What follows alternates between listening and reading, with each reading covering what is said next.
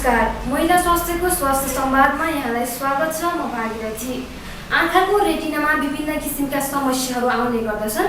त्योमध्ये रेटिकल डिट्याचमेन्ट एक समस्या हो। यसको बारेमा विस्तृतमा जानकारी दिनका लागि आज हामीसँग हुनुहुन्छ आँखा रोग विशेषज्ञ डाक्टर रबा थापा। उहाँलाई कार्यक्रममा स्वागत गरौँ। महिला स्वास्थ्यको स्वास्थ्य संवादमा यहाँलाई स्वागत छ। धन्यवाद।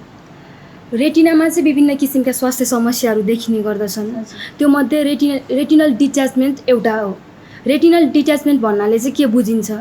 हजुर, रेटिनल डिट्याचमेन्ट भन्नाले हाम्रो रेटिना भनेको चाहिँ जसलाई हामीले नेपालीमा पर्दा भन्छौँ, पर्दा आँखाको भित्री भागमा रहेको र बाहिर नाङ्गो आँखाले देख्न नसकिने एउटा स्नायु तन्तुले बनेको अत्यन्त संवेदनशील भाग हो। यो चाहिँ देख्नको लागि अत्यन्त महत्त्वपूर्ण भाग हो, जसलाई हामीले क्यामेरामा फिल्मसँग तुलना गर्छौँ, जहाँ बाहिरबाट आएको इमेजहरूलाई एउटा पिक्चरको रूपमा देखिन्छ भने यसमा पनि हामीले देख्नको लागि बाहिरी प्रकाशलाई पर्दामा रेटिनामा पुगिसकेपछि हाम्रो यो देख्ने जुन छ आकृति त्यो चाहिँ सम्पूर्ण काम चाहिँ यो पर्दाको हो। रेटिनल डिट्याचमेन्ट भन्नाले चाहिँ आँखाको पर्दा जुन न्युरोसेन्सरी भन्छ एउटा नसाले बनेको र अर्को चाहिँ पिगमेन्टले बनेको भाग हुन्छ, त्यो पर्दाको बिचबाट छुट्टिने जुन प्रक्रिया छ त्यसलाई चाहिँ हामीले रेटिनल डिट्याचमेन्ट भनेर भन्ने गर्दछौँ। यो कति प्रकारका हुन्छन्? हजुर, खास गरेर रेटिनल डिट्याचमेन्ट चाहिँ 3 प्रकारको हुन्छ। पहिलो प्रकारको भनेको धेरै देखिने भनेको चाहिँ आँखाको रेटिनामा जुन प्वाल पर्छ त्यो प्वालबाट पानी छिरेर अथवा आँखाको त्यो भित्री जेल हुन्छ, त्यो जेल रूपी पानी भित्री छिरेर पर्दा उक्किने अवस्था, जसलाई चाहिँ हामीले रेग्मेटोजिनस रेटिनल डिट्याचमेन्ट भन्छौँ। अर्को चाहिँ हाम्रो त्यहाँ तन्तु फाइब्रोसिस भन्ने गरिन्छ, जसलाई विशेष खालको एउटा तन्तु जस्तो हुन्छ, जस्तै डायबिटिजमा अन्तिम अवस्थाको डायबिटिजमा हुने अथवा उच्च रक्तचापले गर्दाखेरि रगतको नसा बन्द भएर हुने, जसलाई हामीले भेनस अक्लुजन भन्छौँ, त्यस्तो रोगमा, अथवा प्रिम्याच्योर बच्चाहरूमा जुन रेटिनोप्याथी अफ प्रिम्याच्योरिटी भन्ने अवस्था हुन्छ त्यसमा चाहिँ त्यो चाहिँ पर्दा तन्किएर हुने अवस्था अथवा रगतको सप्लाई नहुँदाखेरि त्यहाँनिरको चाहिँ पर्दा तन्किएर आउने अवस्थाहरू हुन्छ, जसलाई फाइब्रोसिस हुन्छ, त्यस्तो हुन्छ भने अर्को चाहिँ पानी विभिन्न कारणले आँखाको भित्रको सङ्क्रमण लगायत आँखाको ट्युमरहरूको कारणले गर्दाखेरि अथवा अन्य जस्तै अब धेरै कहिलेकाहीँ उच्च रक्तचाप भएको बेलामा अथवा किडनीले राम्रोसँग काम नगरेको बेलामा चाहिँ आँखाको पर्दामा पानी जमेर आउन सक्छ। यसले यी कारणले गर्दाखेरि मुख्य चाहिँ 3 भागमा, 2 भागमा मुख्य चाहिँ यसलाई 2 भागमा पनि भन्न सकिन्छ, एउटा पाल परेर हुने र एउटा नपरेर हुने, र नपरेर हुनेमा पनि अरू 2 भागको हामीले जुन कुरा गऱ्यौँ त्यो भएर विभिन्न थरीको खास गरेर चाहिँ पर्दा उक्किने समस्या चाहिँ हामीले मोटामोटी रूपमा 3 भागमा वर्गीकरण गर्छौँ। यो पर्दा उक्किएको चाहिँ हामीले कसरी थाहा पाउने? यसका लक्षणहरू चाहिँ कस्ता हुन्छन्? हजुर, यो जुन पाल परेर पर्दा च्यातिर हुने पर्दा उक्किने रोग छ, यो चाहिँ यो हुनुभन्दा अगाडि केही मान्छेहरूलाई चाहिँ अँध्यारोमा जाँदाखेरि झिल्का आएको जस्तो, रातिमा लाइट जस्तो आउने, चम्किने त्यस्तो खालको हुनसक्छ, र एक्कासी नै एउटा कुनै भागमा चाहिँ केहीले छोपेको जस्तो हुन्छ, पर्दाले छोपेको जस्तो हुनसक्छ सुरुवाती अवस्थामा, भने पछि बिस्तारै चाहिँ आँखा नदेख्ने भएरै आउँछ। अन्य जस्तै डायबिटिजले गर्दाखेरि पर्दा तन्किएर हुने अवस्थाहरूमा चाहिँ बिस्तारै बिस्तारै नजर बिग्रिँदै जान्छ भने मुख्य लक्षण भनेको चाहिँ आँखा नदेख्नु नै हो। यो मधुमेहका बिरामी लगायत अरू कसलाई चाहिँ यसको जोखिम हुन्छ त? अब डायबिटिजको अन्तिम अवस्थामा हुने बाहेक जोखिम भनेको चाहिँ अब जुन बढी मात्रामा पाइने जुन आँखाको पर्दा च्यातिएर हुने अवस्था छ त्यो चाहिँ हामीले खास गरेर धेरै पावरको चस्मा लगाउने व्यक्तिहरू, माइनस पावरको चस्मा जुन मायोपिया भन्ने गर्दछौँ, त्यस्तो व्यक्तिहरूमा चाहिँ यो धेरै जोखिम हुन्छ। पर्दा पातलिने र पाल पर्ने, त्यसपछि पर्दा च्यातिने सम्भावना बढी हुन्छ।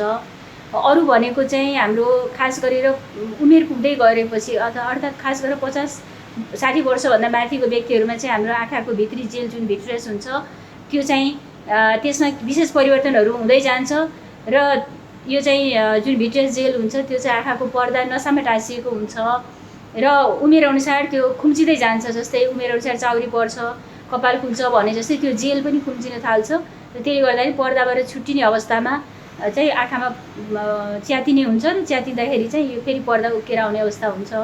कतिपय बिरामीहरूमा चाहिँ जन्मजातै नै अथवा केही ठुलो हुँदाखेरि नै आँखाको पर्दामा कमजोर हुने अवस्थाहरू पनि आउँछ, जस्तो हामीले ल्याटिस डिजेनेरेसन प्रकारका अलिक आँखाको पर्दामा कमजोरी हुने भागहरू देखिराखेको हुन्छ, जुन पर्दा उक्किनु च्यातिनुभन्दा अगाडि पनि यो अवस्था हुन्छ। नियमित आँखा पर्दाको जाँच गर्दाखेरि यो पत्ता लाग्छ र समयमै त्यसको उपचार पनि गर्न सकिन्छ भने कतिपय बिरामीहरूमा चाहिँ चोटपटक लागेको कारणले गर्दाखेरि पनि आँखा च्यातिएर अनि पछि पर्दा उक्किने समस्याहरू आउन सक्छ। कतिपयमा चाहिँ जन्मजाति समस्याहरू हुन्छ, जस्तै डाउन सिन्ड्रोम भनेर हामीले सुन्नुभयो होला, त्यस्तोमा चाहिँ पर्दामा कमजोर भएको देखिन्छ।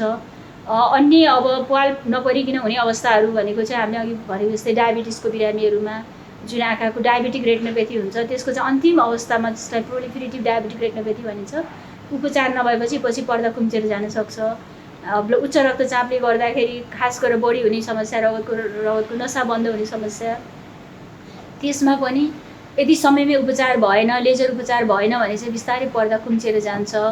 अनि अन्य अवस्थाहरू भनेको चाहिँ मैले अघि पनि भनेको थिएँ, बच्चाहरूमा जुन प्रिम्याच्योर जन्मेको बच्चाहरू हुन्छ 30 हप्ताभन्दा अगावै अथवा सानो उमेरको बच्चाहरूमा चाहिँ आँखाको पर्दा राम्रोसँग विकास भइसकेको हुँदैन, त्यसमा पनि समयमै उपचार भएन भने अन्तिम अवस्थामा चाहिँ पर्दा खुम्चिएर जाने अवस्थाहरू हुन्छ।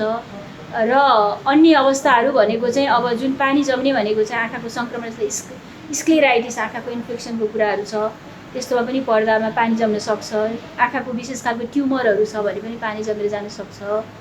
त्यस्तै प्रकारले अब किडनीले राम्रोसँग काम नगरेको, शरीर सुन्निएको अवस्था छ भने पनि त्यसमा पनि हुनसक्छ। जिउको प्रेसर एकदमै उच्च प्रेसर हुँदाखेरि पनि कहिलेकाहीँ पानी जमेर आउन सक्छ। यसै कारणले गर्दा विविध कारणहरूले गर्दाखेरि चाहिँ आँखाको पर्दा खुम्चेर आउन सक्छ।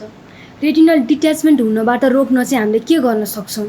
अब यो चाहिँ एकदमै महत्त्वपूर्ण उपचार भनेको चाहिँ अब प्रिभेन्सन छ। यो धेरै जसोमा चाहिँ योबाट बचाउन सकिन्छ। यो त अत्यन्त जटिल अवस्था हो, आँखाको एक किसिमको इमर्जेन्सी अवस्था नै भने पनि हुन्छ, किनभने समयमै उपचार गरिएन भने चाहिँ यसले दृष्टि पूर्ण रूपमा बिगार्छ। जुन उपचार ढिलो भएमा यसको उपचार सम्भव हुँदैन। त्यसै कारणले बचावट नै यसको महत्त्वपूर्ण भाग हो। यसलाई धेरै हदसम्म बचाउन सकिन्छ। जस्तै सबैभन्दा धेरै हुने भनेको चाहिँ हामीले अघि पनि कुरा गऱ्यौँ कि धेरै माइनस पावरको चस्मा लगाउने व्यक्तिहरूमा यो बढी हुन्छ। त्यस्तो व्यक्तिहरूले चाहिँ आँखा देखाउने भनेर चस्मा देखाएर मात्र जाने होइन कि आँखाको रेटिना पर्दा जाँच गर्नुपर्छ। नानी फुलाएर कम्तीमा पनि 6 महिनामा एकचोटि चाहिँ जाँच गर्नुपर्ने हुन्छ। त्यो जाँच गर्दाखेरि चाहिँ आँखाको कमजोरी भागहरू छ, जस्तै हामीले लेटिस डिजेनरेसन भन्छौँ अथवा पालहरू छ भने चाहिँ समयमै पत्ता लाग्छ। समयमै पत्ता लाग्दाखेरि चाहिँ हामीले गम्भीरता प्रकृति अनुसार चाहिँ हामीले त्यो पालको वरिपरि लेजर गर्न पाइयो, च्यातिएको भाग वरिपरि लेजर गर्न पाइयो भने चाहिँ पर्दा उक्किएर जान दिँदैन। जस्तो हामीले रेटिनल डिट्याचमेन्ट भन्छौँ, जुन उक्किएर जान पाउँदैन। एउटा त्यसरी बचाउन सकिन्छ नियमित आँखाको रेटिना परीक्षण। अन्य व्यक्तिहरू जसको आँखाको रेटिनामा कमजोरी भागहरू छ उहाँहरूले पनि रेटिना राम्रोसँग नानी फुलाएर हेर्न पायो भने चाहिँ नियमित परीक्षण गर्न पायो भने ती कमजोरी भागहरूलाई समयमै लेजर गर्न पायो भने चाहिँ यसले पर्दा उक्किएर जान दिँदैन। अर्को चोटपटक लागिसकेपछि समयमै आँखा परीक्षण गर्न आउनु पऱ्यो। धेरै जस्तो ठुलो चोटपटक लागेको आँखामा चाहिँ आँखामा च्यातिएको हुन्छ जुन समयमा पत्ता लाग्दैन र पछि उक्किएर आउने समस्याहरू हुन्छ। त्यही भएर चोट लागेपछि चाहिँ आँखा तुरुन्तै परीक्षण गराउने र समय समयमा डक्टरले भनेको समयमै आएर आँखा परीक्षण गराउनु पर्यो। अन्य जोखिम समूहहरू जस्तै डाउन सिन्ड्रोम अथवा जुन ती विशेष खालका रोगहरूको बिरामीहरूले पनि आँखा भनेर आँखाको पर्दा चाहिँ नानी फुलाएर नियमित परीक्षण गराउने।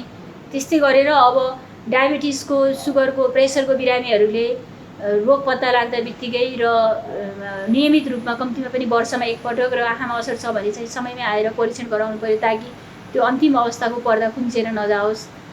त्यस्तै गरेर बच्चाहरूमा पनि प्रिम्याच्योर बच्चाहरूमा चाहिँ जन्मिएको खास गरेर 1 महिनामा देखाइहाल्नु पर्ने हुन्छ, नभए यो पछि पर्दा खुम्चेर गइसकेपछि यसको उपचार गर्न गाह्रो हुन्छ।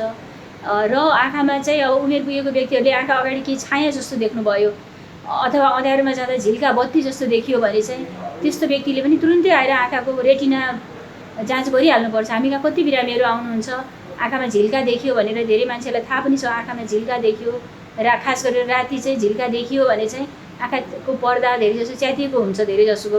र त्यस्तो व्यक्तिहरू समयमै आइदिनु भयो, ढिलो नगरिकन आइदिनु भयो भने चाहिँ हामीले आँखाको पर्दा परीक्षण गर्दाखेरि पर्दामा च्यातिएको देखिन्छ र यदि च्यातिएको समयमै हामीले लेजर गर्न पायो भने त्यो उक्किएर जाँदैन। त्यसै कारणले गर्दा अँध्यारोमा जाँदाखेरि झिल्का आएको छ, आँखामा धेरै छाया आएको छ भने चाहिँ त्यस्ता व्यक्तिहरूले चाहिँ तुरुन्तै आँखा परीक्षण गराउनु राम्रो हुन्छ। समयमै परीक्षण गरेर आँखाको उक्किनुभन्दा अगाडि नै च्यातिएको अवस्थामा नै हामीले पत्ता लगायौँ अथवा रोग गम्भीर प्रकृतिको हुन दिएनौँ, डायबिटिज अथवा उच्च रक्तचापले गर्दा हुने असरहरूमा भने चाहिँ यो धेरै हदसम्म हामीले पर्दा उक्किने अवस्थाबाट हामी चाहिँ जोगाउन सक्छौँ। यसको उपचार चाहिँ कस्तो छ? हजुर, अब पर्दा उक्किसकेपछि यसको उपचार भनेको चाहिँ धेरैजसो गम्भीरता अनुसार भर पर्छ। धेरैजसो हामी शल्यक्रिया नै हुन्छ। पर्दा च्यातिएको छ, थोरै भाग मात्र पर्दा उक्किएको छ, एकदमै सुरुवाती अवस्था हो भने चाहिँ हामीले त्यसलाई लेजर थेरापी भन्छौँ। विशेष खालको लाइटले त्यो च्यातिएको भाग वरिपरि हामीले त्यसलाई सेकाइ गरिसकेपछि त्यो बढ्न पाउँदैन। अलिक त्यस्तै गरेर चिसोले क्रायोथेरापी भनिन्छ, चिसोले पनि सेकेर उपचार गर्न सकिन्छ।